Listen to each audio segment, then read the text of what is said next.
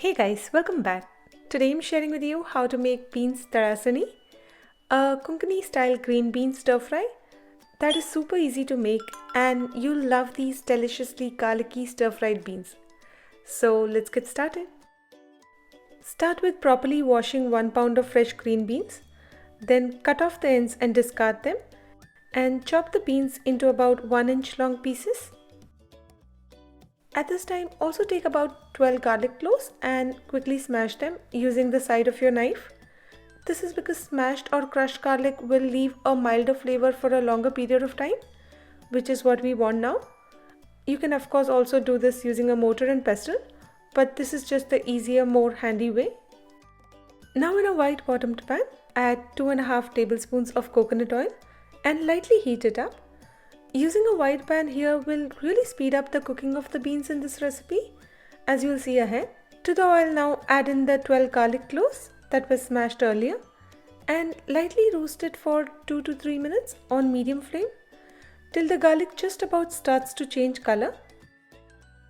Now add in 4 red chillies, split in 2 and lightly roast it for about a minute or so. And then finally add in the chopped green beans and a teaspoon of salt and mix it in.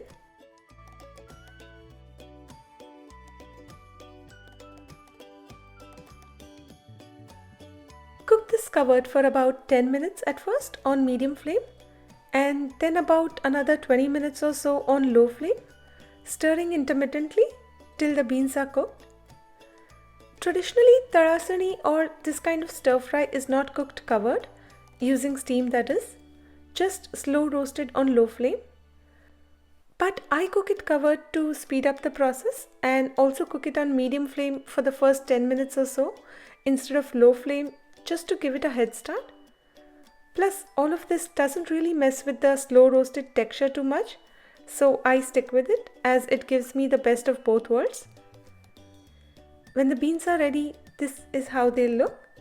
Serve them as a sabzi with chapatis or as a side with dal and rice and enjoy. For the written and printable version of this recipe, check the link in the description box below. And if you like this video, please hit the like button at the bottom of this video. It really helps me out. And subscribe if you haven't already. Until I see you again, happy cooking!